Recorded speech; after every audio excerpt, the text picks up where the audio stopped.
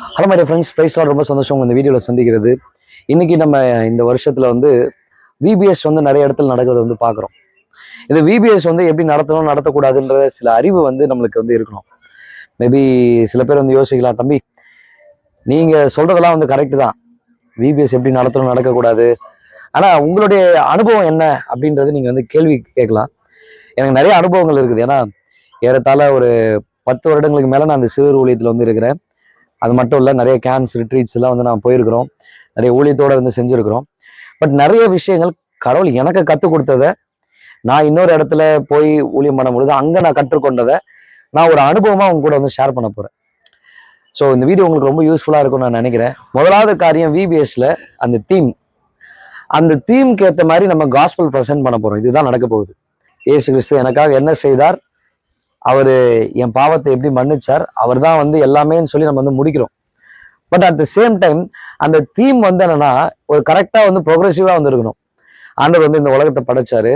இந்த உலகத்தை படைச்சு மனுஷங்கிட்ட கொடுத்து மனுஷன் பாவத்தில் விழுந்து போனா அந்த பாவத்திலிருந்து மீட்டு எடுக்கிற பரிகாரி இயேசு கிறிஸ்து மட்டும்தான். ஏன்னா பாவத்திலிருந்து காப்பாற்றுவதற்கு யாருமே கிடையாது, இயேசு கிறிஸ்து மட்டும்தான் வந்து காப்பாத்துறாரு. அவர் தான் வந்து ரத்தத்தை சிந்தி உயிரை கொடுத்து மீட்டு இருக்கிறாரு. அவரை ஏத்துக்கலாம் நரகம், ஏத்துக்கொண்டா பரலோகம் அப்படின்ற இந்த சுவிசேஷத்தை நம்ம கரெக்டான விதத்துல ப்ரெசென்ட் பண்றது தான் காஸ்பல். நம்ம யாரையுமே ஃபோர்ஸ் பண்ணியோ கட்டாயம் பண்ணியோ நம்ம இதை செய்ய போகிறது கிடையாது. இப்போ 5 நாளோ 3 நாளோ 10 நாளோ எத்தனை நாள் நடந்தாலும் சரி, இந்த காஸ்பல் வந்து என்னன்னா ப்ரோக்ரெசிவா வந்து இருக்கணும். எப்படி இந்த உலகம் உண்டாச்சு, இந்த கிரியேஷன்ல வரும்பொழுது நம்ம வந்து என்னன்னா ஆதாம் இப்படி படைச்சார் அப்படி படைச்சாருமே இதே பேசாம கொஞ்சம் வந்து என்னன்னா இந்த உலகத்துல நடக்கிறதான இந்த சயின்டிபிக் ஃபேக்ட்ஸ் வந்து என்னன்னா சொல்லிக் கொடுங்க. ஃபார் எக்ஸாம்பிள், நம்ம உடம்புல இருக்கிற அந்த போன் வந்து ஒரு ஸ்டீலையே வந்து என்னன்னா பிரேக் பண்ற அளவுக்கு ஒரு பவர்ஃபுல் இருக்குது அப்படின்ற மாதிரி ஒரு சயின்டிபிக்கல் ஃபேக்ட்ஸ். குரங்குல இருந்து மனுஷன் வந்தானா, மனுஷன்ல இருந்து குரங்கு வந்தானா, இல்ல அப்படி குரங்குல இருந்து மனுஷன் வந்தானா எல்லாருக்கும் வால் இருக்கணுமே, அந்த பிக் பேங் தியரி அப்படியே நேரா வந்து ஒரு பார்ட்டிகல் எக்ஸ்ப்ளோர்ட் ஆகி ஒரு அப்படியே ஜீபும்பாவா வந்து உலகம் வந்துச்சா. ஏன்னா அவங்களுக்கு நிறைய வந்து இந்த ஸ்கூல்ல சயின்ஸ் தான் சொல்லி கொடுப்பாங்க. ஆனா உலகத்தை வச்சு நம்ம வந்து வசனத்தை பார்க்கக்கூடாது, வசனத்தை வச்சுதான் உலகத்தை பார்க்கணும். அதுதான் நம்ம விபிஎஸ்ல சொல்லி கொடுக்க போறோம். பிப்ளிக்கல் ஃபேக்ட்ஸ் என்ன சொல்லுது, கடவுள் வந்து எப்படி இந்த உலகத்தை படைச்சிருக்கிறாரு, அவர் யாரு அப்படின்ற ஹூ இஸ் காட், நம்ம அதுதான் சொல்லி கொடுக்க போறோம்.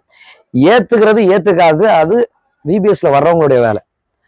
சரி, நம்ம வந்து நிறைய பேர் சொல்லுவாங்க, நீங்க வந்து பிஸ்கெட்டை குத்து மதம் மாத்துறீங்க, அது குத்து மதம் மாத்துறீங்க, எப்படி குத்து மதம் மாத்துறீங்க. ஃபர்ஸ்ட் மதம் மாறுதல் அப்படின்னு சொல்லும் போது நம்ம ஆர்டிகல் எல்லாருக்கும் ஃப்ரீடம் ஆஃப் சாய்ஸ் இருக்கு. யார் வேணா எந்த மதத்தை வேணா தேர்ந்தெடுக்கலாம். நீ இதை செய்யாத அப்படின்னு சொல்ல முடியாது. ஏன்னா அவரவர் தங்களுடைய மதத்தின் அடிப்படையில இருக்கிற காரியங்களை ப்ரொபகண்டா பண்ணலாம். இது வந்து தெரிஞ்ச ஒரு விஷயம். அப்படி இந்த வில்லேஜ் பகுதியில இருக்கிற ஊழியர்கள், வில்லேஜ் பகுதியில விபிஎஸ் பண்ணிட்டு இருக்கிறவங்களுக்கு பிரச்சனை வந்துச்சுன்னா நீங்க இந்த சட்டத்தை எடுத்து நீங்க வந்து என்ன பேசலாம். ஸோ அதை வந்து கொஞ்சம் படிக்கணும். இப்போ இந்த விபிஎஸ் தீம் வந்து கரெக்டா இருக்கணும். ஏன்னா விபிஎஸ்ல நான் பார்க்கும்போது அவங்க தீமை எப்படி செட் பண்ணியிருந்தாங்கன்னா, ஒரு நாளைக்கு கடவுள் ஹெல்ப் பண்ணுவாரு, ஒரு நாளைக்கு ஆண்டவர் மரித்தாருன்னு வருது, இன்னொரு நாளைக்கு ஆண்டவர் உருவாக்குனாரு வருது. ஸோ அந்த தலையும் புரியாம வாழும் புரியாம வந்து நிறைய தீம்ஸ் இருக்குது வந்து பாக்குறோம். அதுக்கேற்ற 2வது காரியம், அந்த தீமுக்கு ஏற்றவாறு போல டீச்சர்ஸை கரெக்டாக சூஸ் பண்ணணும், அவங்கள எக்யூப் பண்ணணும்.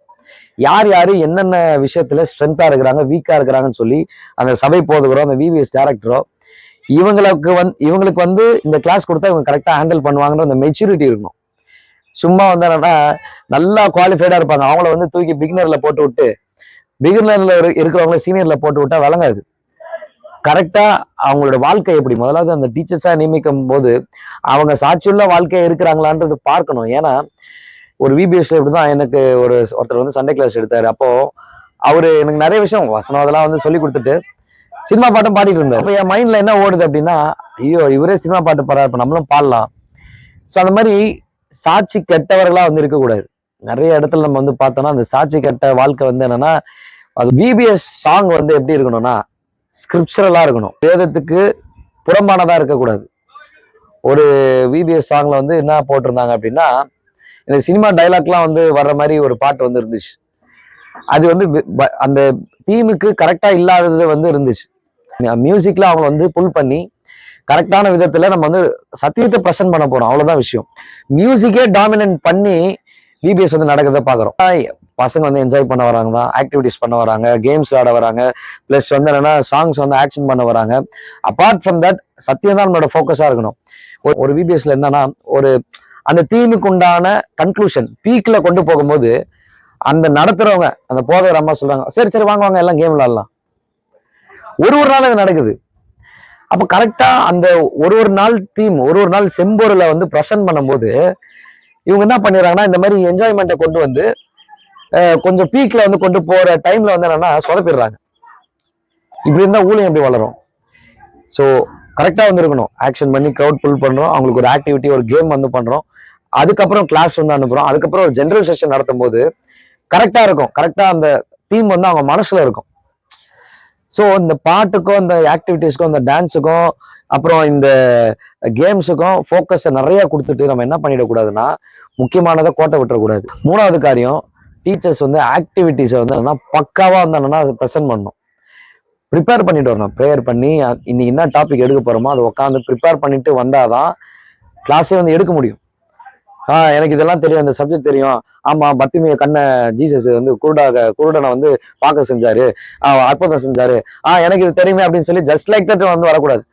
ப்ரிப்பேர் பண்ண வேண்டியதை பண்ணணும். ஆவியானவர் வந்து பேசுவார்.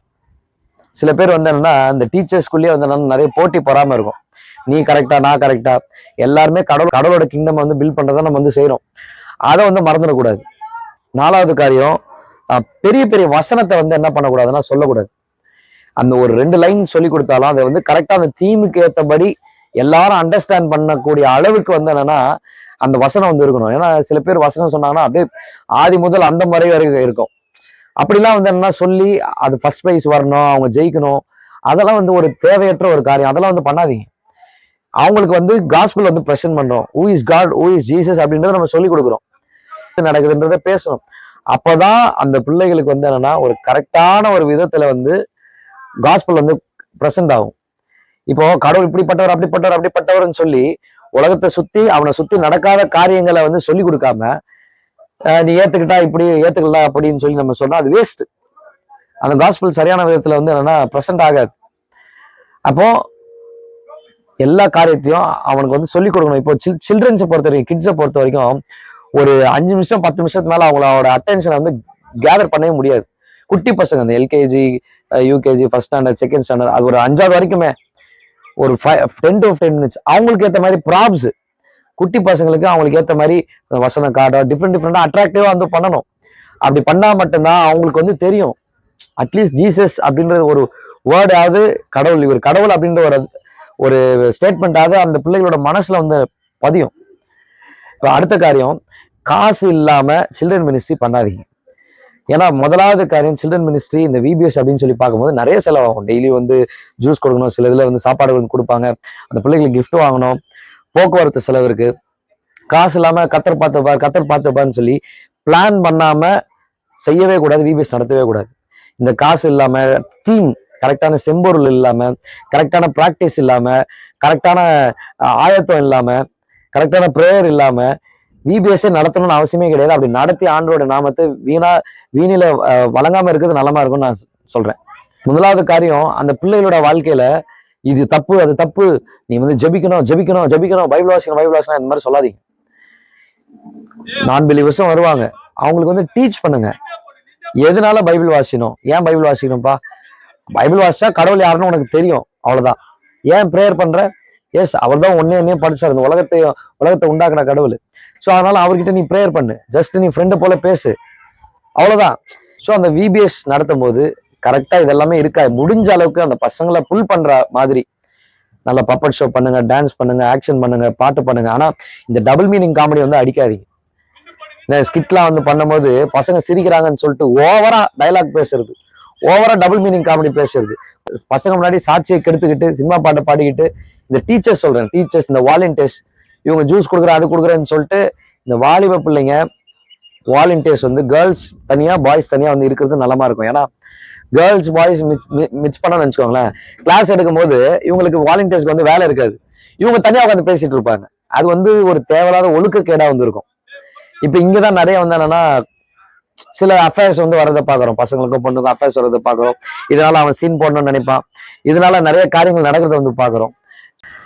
கடைசியா ஒரு காரியம், இந்த கமிட்மெண்ட் செஷன் நடத்தும் போது கொஞ்சம் சீரியஸா ப்ரேயர்ஃபுல்லா வந்து இருங்க. அந்த நேரத்துல காமெடி பண்ணிட்டு சிரிப்பேத்துக்கிட்டு விளையாட்டு பண்ணிட்டு அந்த நேரத்துல வந்து என்னன்னா கொஞ்சம் அந்த ஜூனியர் இன்டர் சீனியர் அந்த கொஞ்சம் யோசிக்கக்கூடிய பசங்களை வந்து தனியா பிரிங்க. பிகினர் பிரைமரி அவங்கள தனியா வந்து பிரிங்க, அவங்கள தனியா ப்ரேயர் பண்ண வச்சு அது ஏன்னா அந்த கமிட்மெண்ட் செஷன்ல கூட, ஏன்னா அந்த கமிட்மெண்ட் செஷன்ல தான் அவங்களோட வாழ்க்கையே மாறும். அவங்க 5 நாள் கத்துக்கிற அந்த விஷயங்களை, அந்த சத்தியங்களை அப்பதான் யோசிச்சு கடவுள்லாம் யாருன்றத தங்களோட வாழ்க்கையில வந்து ஒப்பு கொடுக்க போறாங்க. சரிங்களா? சோ இந்த கமிட்மெண்ட் செஷன் ரொம்ப முக்கியம். ஏன்னா நான் ஒரு விபிஎஸ்ல அட்டன் பண்ணும்போது கமிட்மெண்ட் செஷன் முன்னாடியும் கேமு, கமிட்மெண்ட் செஷன் அப்புறமும் கேமு. ஏன்னா இந்த விபிஎஸ் பிராக்டிஸ்ல தான் நிறைய பிரச்சனை வந்து வரும். இந்த ஆபாசமான நடனங்கள், இந்த ஸ்டெப்ஸ் இதெல்லாமே வந்து கொஞ்சம் தடுத்துட்டு இந்த ஃபைனல் டே ப்ரோக்ராம் வந்து என்னன்னா அவங்களோட பெற்றோர்களுக்கு சுவிசேஷம் சொல்ல போறோம். இப்போ ஊர்ல ஒரு வில்லேஜ் நடக்குதுன்னா அந்த வில்லேஜ் கிராமத்துல உள்ள அந்த வில்லேஜ் கிராமத்துல உள்ள எல்லாருக்கும் நம்ம சுவிசேஷம் வந்து சொல்ல போறோம். அப்படின்னும் போது அப்போ அது எந்த அளவுக்கு நீங்க வந்து ப்ரெசென்ட் பண்ணணும். ஏதோ ஏனோ தானோ செய்யறது வந்து இந்த விபிஎஸ் ஊழியம் கிடையாது. ஏன்னா இதற்கான ஸ்பான்சர்ஸ் நிறைய பேர் ஸ்பான்சர் பண்றாங்க, சாப்பாடுக்கு ஸ்பான்சர் பண்றாங்க, ஜூஸுக்கு ஸ்பான்சர் பண்றாங்க, கிஃப்ட்டுக்கு ஸ்பான்சர் பண்றாங்க. அதெல்லாம் வேஸ்டா போயிடக்கூடாது. அது அவர்களுடைய பிளட், அவங்களோட உழைப்பு.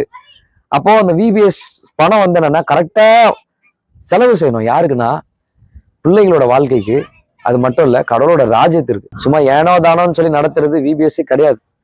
இந்த என்ஜாய் மோட வந்து விட்டுட்டு அந்த என்ஜாயை வச்சு கடவுள்லாம் யார் அந்த நோக்கத்தை உணர்ந்தவர்களா விபிஎஸ் டீச்சர்ஸும் சரி, வாலண்டியர்ஸும் சரி, விபிஎஸ் டைரக்டர்ஸும் சரி செயல்படணும்.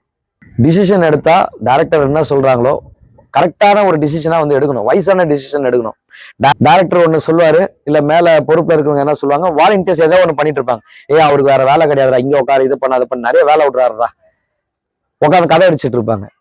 வாலண்டியர்ஸ் கூடுமான அளவுக்கு முடிஞ்சிச்சுன்னா எல்லாரும் ஒரு கிளாஸ்ல உட்காந்து அவங்களுக்கு என்னென்ன தேவையோ பாருங்க. உட்காந்து கதை அடிச்சுட்டு பேசிட்டு இருக்காதீங்க. ஏன்னா இந்த இடத்துல சாத்தான் பயங்கரமா விளையாடுவான்.